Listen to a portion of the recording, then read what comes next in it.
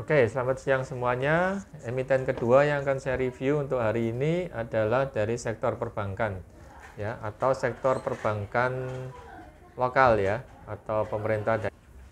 Nah, untuk bank pemerintah daerah yang kita akan review di sini adalah yang pertama adalah Bank Pemerintah Daerah Jawa Timur, ya, atau BJTM, ya, BJTM yang akan kita review di sini, ya.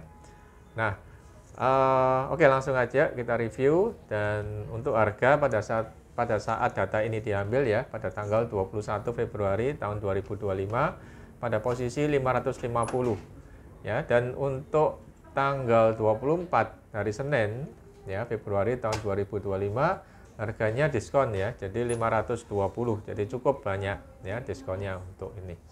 Nah, sekedar sharing, saya sudah cukup lama keep, ya, saham ini selama beberapa tahun, dan selama ini saya rasa cukup memuaskan, ya. Belum lagi ketika ada RUPS itu kita yang ada di Surabaya kita selalu diundang, ya. Jadi salah satu emiten yang RUPS-nya ada di Surabaya, ya, dan saya hampir selalu datang seperti itu. Nah, oke, kita akan review, ya, dari sisi keuangannya. Jadi perusahaan ini adalah, atau bank ini adalah bank pemerintah daerah Provinsi Jawa Timur, ya, Provinsi Jawa Timur, dengan gubernurnya Ibu Khofifah, ya, yang sudah menjabat selama 2 periode, gitu. Nah, kita lihat dari kepemilikan saham pengendalinya adalah Pemda tingkat 1 Provinsi Jawa Timur, ya. Jadi ada 2 jenis saham, ya, yaitu saham seri A dan saham seri B. Saham seri A itu dipegang oleh pejabat provinsi, pemerintah daerah seluruh Jawa Timur, ya, itu saham seri A. Jadi mereka-mereka yang PNS itu, ya, itu seri A mereka pegang, sedangkan masyarakat itu pegang saham yang seri B, ya. Nah, dikatakan di sini 38 pemerintah daerah kabupaten kota itu memegang saham 28%, 51% itu dipegang oleh pemerintah tingkat 1 Provinsi Jawa Timur, dan masyarakat hanya 20%, ya. Sisanya adalah saya rasa adalah top manajemen dari bank ini, ya. Salah satunya adalah Pak Busrul Iman, ya. Ini adalah top manajemen dari BJTM, ya, seperti itu. Nah, yang saya soroti adalah porsi masyarakat yang cukup kecil, ya, jadi nggak sampai 33%, jadi hanya 20,47%. Jadi ini cukup kecil, dan saya suka, ya, posisi yang lebih kecil dari sepertiga itu saya suka, jadi nggak terlalu besar, ya, posisi masyarakatnya, ya. Oke, ya, jadi resiko lebih besar, yaitu sekitar 80% itu ditanggung oleh mereka atau mereka-mereka para pengendali seperti itu. Dan seperti yang kita ketahui bersama, yaitu yang menentukan harga saham di sini adalah para pengendalinya juga, ya. Dan kalau kita lihat situasi pada saat ini, memang kondisi perekonomian nasional dan global sedang tidak baik-baik saja, ya. Jadi banyak saham-saham yang harganya terdiskon. Entah sampai kapan terdiskonnya, ya, tapi merupakan kesempatan bagi kita kalau kita ingin akumulasi, ya, seperti itu. Nah, untuk pemegang saham atau pengendali-pengendali yang lain saya tidak begitu kenal, ya, hanya 1 dari 2 dari mereka. Nah, mungkin jika ada yang tahu bisa di komen, tapi saya rasa semuanya aman-aman saja. Nah, hal kedua yang akan kita perhatikan di sini adalah kinerja keuangannya, ya. Jadi kinerja keuangannya salah satunya diwakilkan oleh rasio yang namanya EPS atau earning per share, ya. Nah, earning per share dari tahun ke tahun kita perhatikan, tahun 2021 itu 101, 2022 103, 2023 turun sedikit 98, dan tahun 2024 turun lagi ke 83. Ya, jadi kalau kita perhatikan memang dari tahun 23 sama 24 ini cenderung turun, ya, atau pada posisi bertahan, ya. Bahkan tahun 2024 ini lebih turun lagi sedikit, ya. Ini ya disebabkan karena perekonomian provinsi dan nasional yang cenderung tertekan, ya. Jadi bukan karena kinerja orang-orangnya menurun, bukan, ya, atau kinerja perusahaannya menurun, bukan, tapi karena kondisi lingkungan yang menurun ya, mau apa dikata ya seperti itu. Tapi penurunannya tidak signifikan ya menurut saya ya. Jadi masih dalam posisi bertahan yang menurut saya cukup baik ya gitu ya. Karena dengan kondisi seperti inilah maka harga sahamnya itu bisa terkoreksi ya, bisa terdiskon ya. Tapi kalau situasinya bagus, saya rasa tidak mungkin terdiskon sampai serendah ini ya. Pada posisi hari ini tadi saya lihat jam 1 tuh 520 ya. Ini kan hari Jumat ya 550. Jadi malah diskon lagi untuk hari ini ya seperti itu. Nah, kemudian si bank ini market cap-nya cukup besar ya, nggak kecil banget ya.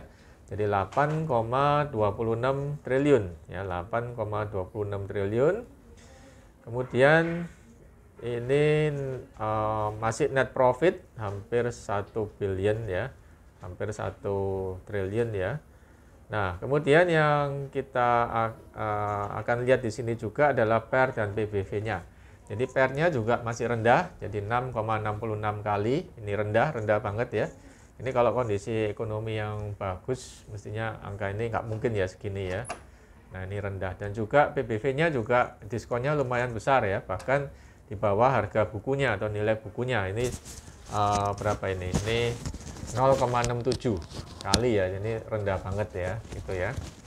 Dan DER-nya 763%, ini untuk bank adalah normal ya. Jadi DER artinya dia dipercaya untuk ngumpulin dana dari masyarakat dalam jumlah yang sekian, ini oke ya.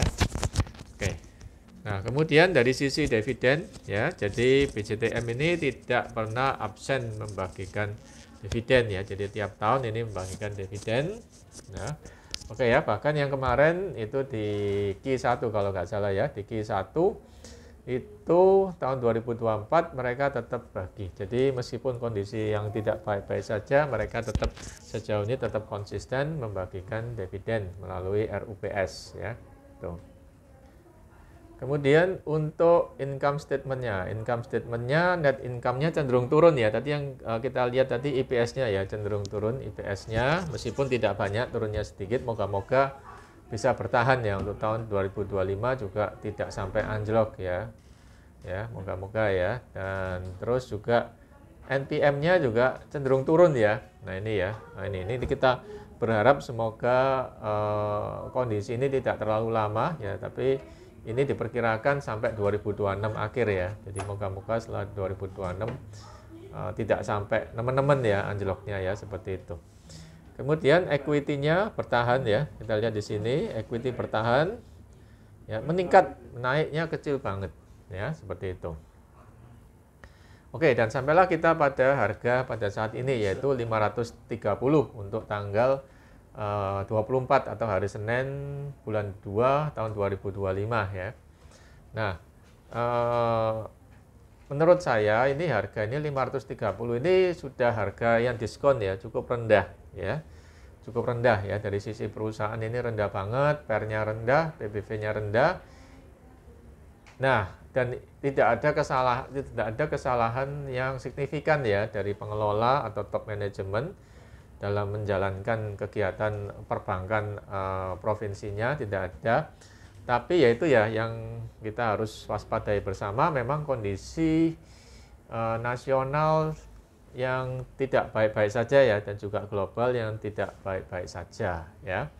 Jadi apabila rekan-rekan punya uang dingin ya, tidak ada salahnya untuk diinvestasikan atau ditambah muatannya ya untuk BJTM ini yang posisi 530 sekarang ya, karena kinerjanya bagus, nggak ada masalah ya, cuman ya hanya situasi yang seperti begini. Tetapi kita juga harus memperhatikan bahwasannya situasi begini masih cukup lama ya, masih 2026 bulan 12, jadi mungkin masih lebih dari 12 bulan ya.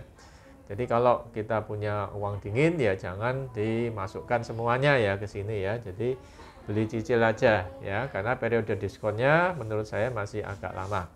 Tapi kalau misalnya ditanya harga saat ini harga yang cukup murah ya, cukup murah. Di samping itu juga BJTM ini juga tidak juga tidak pernah ya absen ya membagikan dividen, tetap dia bagikan dividen dan dia tetap ngundang RUPS. Waktu diundang kita juga dikasih macam-macam ya, dikasih goodie bag dan sebagainya ya, seperti itu. Oke ya, jadi sekian saja review singkat saya terhadap BCTM ini yang beberapa kali saya kunjungi juga karena posisi tidak jauh dari sini.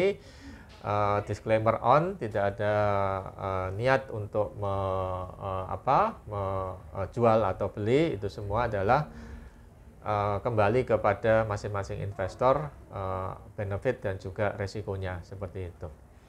Oke ya, jadi sejauh ini harga masih murah, relatif murah, tapi saran saya beli cicil aja karena periode diskon masih cukup lama. Ya, dan kita akan keep ini dalam untuk jangka panjang. Kalau jangka pendek untuk mendapatkan capital gain saya rasa kemungkinan kecil aja ya, tapi kalau untuk jangka panjang dalam 2 tahun ke depan ya itu masih mungkin ya, jadi bukan untuk jangka pendek. Oke, sekian dan terima kasih, salam sehat selalu dan semoga kita sukses ya. Oke.